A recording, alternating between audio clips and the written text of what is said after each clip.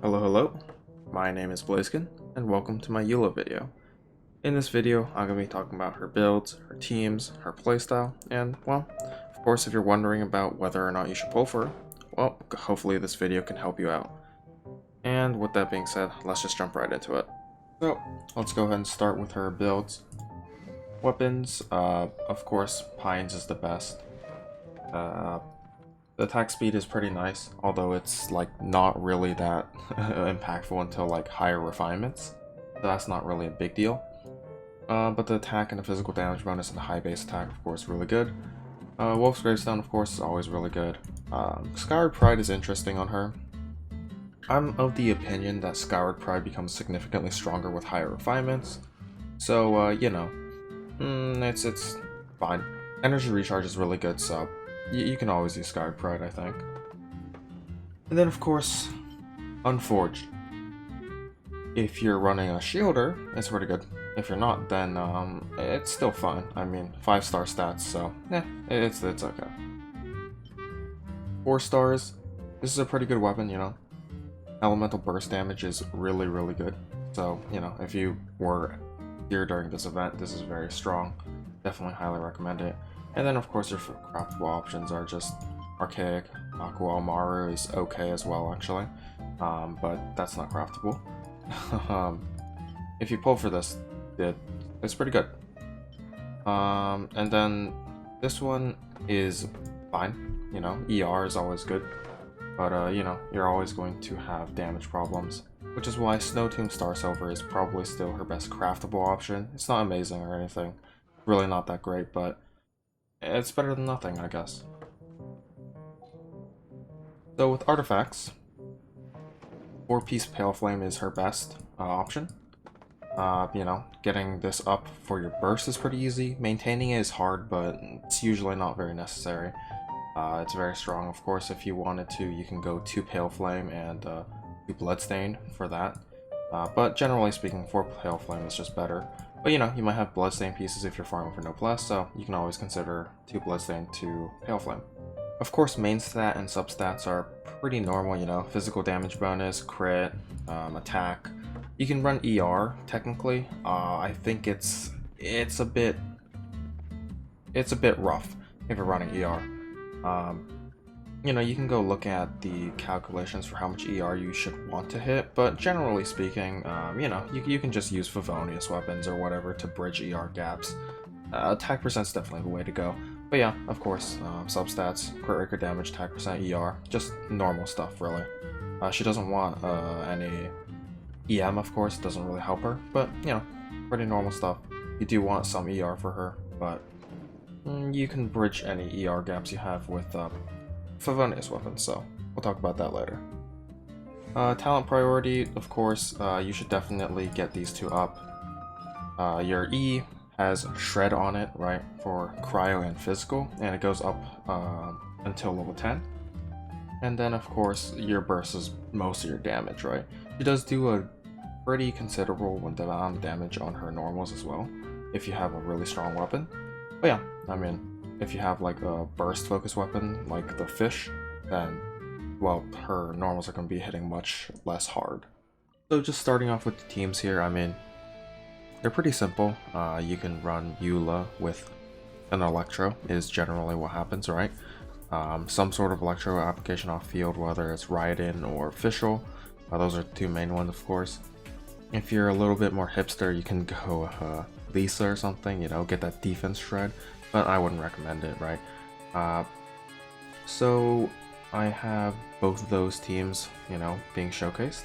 I'll say that the Fishcl team, Fishcl is using Tenacity, so, you know, a cute little tech there. I don't know if it's tech, but it's just very effective on Fishcl when you're supporting a Eula. And yeah, I mean, you really do want the Superconduct, especially in this Abyss when we have Ruin Guards and Ruin Sentinels at the end, right? 50% physical resistance is too much without Superconduct, so definitely want the Electro. As for the other 2 slots, you know, it's really just flex spots, you know, just fulfill roles, have your, you know, defense, your healer, your shielder, whatever it may be, have some sort of battery or whatever, right? You know, there's going to be a lot. But I think that generally speaking, it's very flexible. You know, just Bennet plus a pyro will work. You know, it's really just fulfilling the roles that you need and what characters you really want to run there. So it's very flexible, very easy, and yeah, as simple as that. Now, something to note is that I try not to stack my Eula burst. I'm C6, so you know that's a pretty big deal. So instead, I'm actually going to be using Eula and just immediately switching out. Now, of course, this is going to simulate lower damage than a C6, more akin to a C0, I would say. But you know, there's always going to be variance. Mostly due to, of course, the extra hold E that I'm doing after the burst. So yeah, that's a pretty big deal. I will mention, of course, that this gives me significantly more control over my burst, right?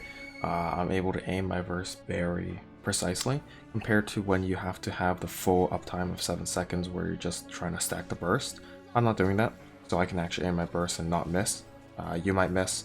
That's just kind of something that happens when you play Eula. I'm not really going to talk too much about like perfect combos to try to get as many stacks out. You can just go look at those yourself. But I would say that unless you're running like the Geo comp that I'm running, it's not really realistic. You're gonna have to dodge attacks and you can't just sit there stacking. But yeah, that's how it's going to be. Also, something else to note is that I basically never use Raiden's burst. I use it once at the end because I kind of forget, but I try not to use Raiden's burst. She's also C6, so I have a drastic damage increase because of that. So yeah, I am avoiding all these things. So yeah, I mean, Eula's great, but let's address some issues that she has. Number one is energy, of course. Her E doesn't generate an enormous amount of energy, so you really are reliant on either having really good energy recharge or having a team around her that can provide her with extra energy. So there's something that you should definitely understand, which is, you know, particle funneling, which is pretty much just the character who is on the field will be getting more energy from the particles. So whenever you create particles, you should be switching back to Eula so she can eat the particles and get more energy out of it than your other units are. So that's something to definitely note. And of course, there's a lot of ways to take advantage of this, right? Favonius weapons are extremely strong with Eula. If you don't have the energy recharge, highly recommend just slapping some Favonius weapons on your supports. And I mean, it's going to provide an enormous amount of energy, right? Just Favonius and just go in, hit a couple times, get that crit, and just switch right into Eula and just grab those particles. It's really effective, it's really quite strong. And yeah, I mean, it works quite well. That's something to definitely take advantage of. Now then, really quickly, I'm going to address this team a little bit. The advantage of running Geo here is, of course, Geo Resonance is very strong, Zhongli is very strong, Albedo is pretty decent. They provide a decent amount of energy, right? There's a lot of particles being generated, and of course, a lot of off-field damage. So, that's pretty great, but it's not just that, of course. Geo usually has a little bit of an issue with reactions, which I'll talk about in the Albedo video, so if you're interested in that, you can definitely go check that out. But in this team, it's not really relevant because you can trigger Superconduct all the time. It's not very difficult, right? Like the Geo's not eating enough Electro for you to miss your Superconducts. With Fishcl, you're just applying so much Electro, and with Raiden, the Electro is very targeted. You're going to be able to proc Superconduct on like a Hydra cube, so like you're just never going to miss your Superconducts, so the Geo works out perfectly fine. Yeah, works really well, very effective. Would highly recommend if you have this team. It's all 5 stars, pretty tough, but it's, I mean, somebody has it, I'm sure. So for this next team here, I've already mentioned that Fishcl has Tenacity on, I believe.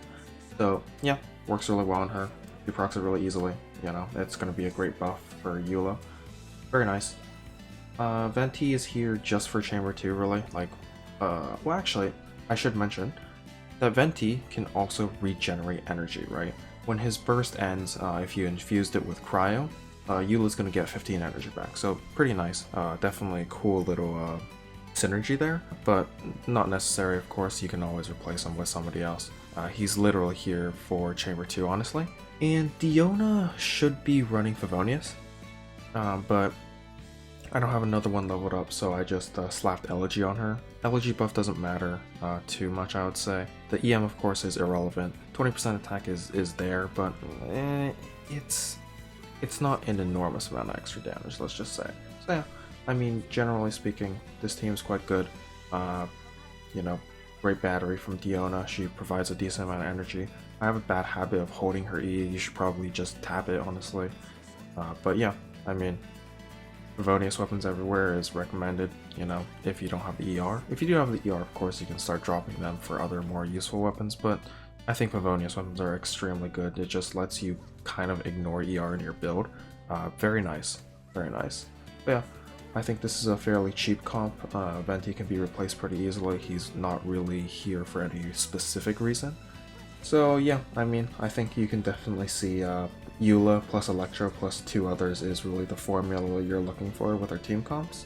Well, I should say off-field Electro application, right? So a character like Sara doesn't work quite as well because she doesn't really apply any Electro. And something else to mention is that Sara's attack buff definitely does not line up with Eula at all.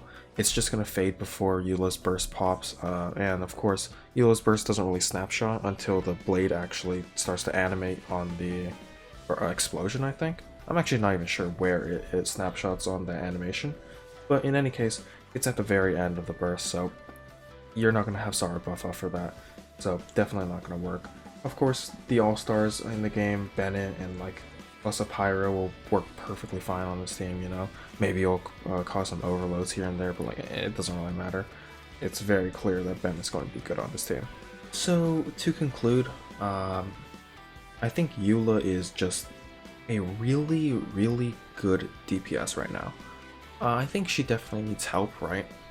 You can run like even a physical damage Fishcl, by the way, to like bridge some of Eula's downtime, because she does have downtime, right, between her bursts.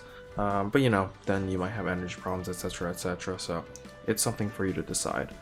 And you have to build and know the character. But I think even by herself, Eula outputs such an enormous amount of damage at once. It's quite strong in Abyss, right?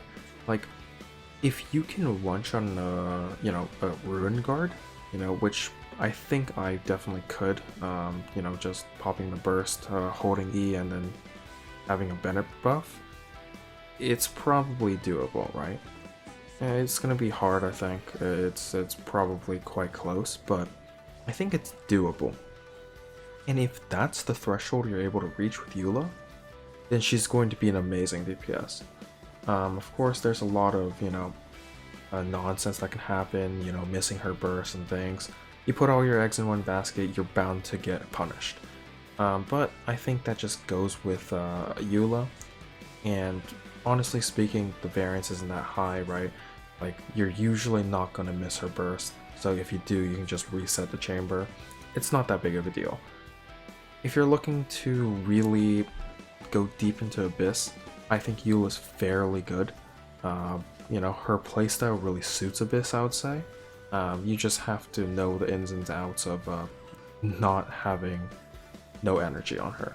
But yeah, with that being said, Eula's a great DPS. If you really want to play her, I think she's a blast to play, personally. I love playing her. But yeah, I mean, if you don't need a DPS, no reason to pull for her, right? And with that being said though, that's all I gotta say about Eula. Hopefully you enjoyed the video. Like, comment, subscribe, do the normal thing, and yeah, I'll see you guys next time. Bye.